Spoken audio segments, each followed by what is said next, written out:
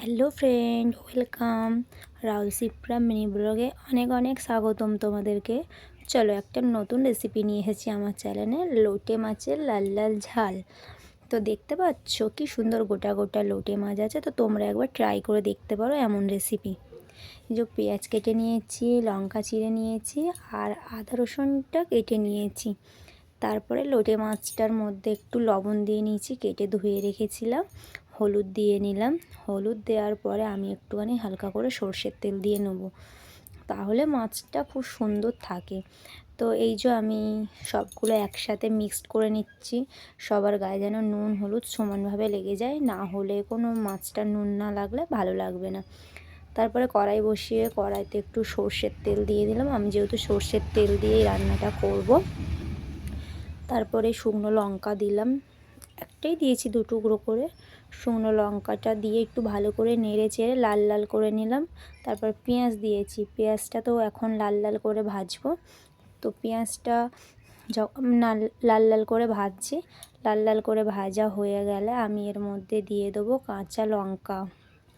কাঁচা লঙ্কাটাও একটু ভালো করে নেড়ে নেব, যাতে একটু ভাজা ভাজা হয়ে যায়। তারপরে আদা রসুনটা পেস্ট করেছিলাম আমি শিলে, তো আদা রসুনটা দিয়ে আমি ভালো করে নেড়ে নিচ্ছি, কেননা ওটা না নেড়ে নিলে মশলাটা ভাজা ভাজা হবে না। তারপর একটু হলুদ দিয়ে দিলাম। হলুদ দেওয়ার পরে আমি সব রকম মশলা দিয়ে নেড়ে নিচ্ছি, যেমন লঙ্কার গুঁড়ো, জিরে গুঁড়ো, ধনে গুঁড়ো দিয়ে আমি মশলাটাকে ভালো করে নেড়ে নিলাম। নেড়ে আমি একটু জল দিয়ে দিচ্ছি মশলাটাকে কষবো বলে। তো মশলার মধ্যে একটু নেড়ে ভালো করে জল দিয়ে, কেন যেহেতু এই মাছটাতে জল ব্যবহার হবে না, তার জন্য আগেই থেকে একটু জল দিয়ে মশলাটা কষে নিলাম।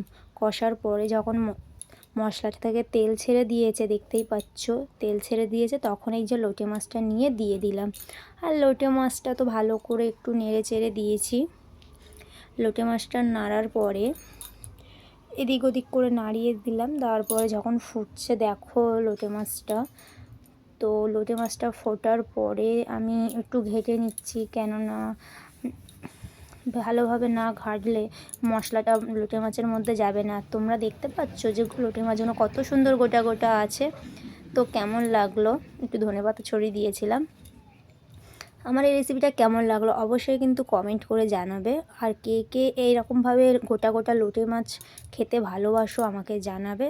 তো ভালো লাগলে একটা লাইক কমেন্ট শেয়ার করে দেবে। টাটা, বাই বাই, ভালো থাকবে।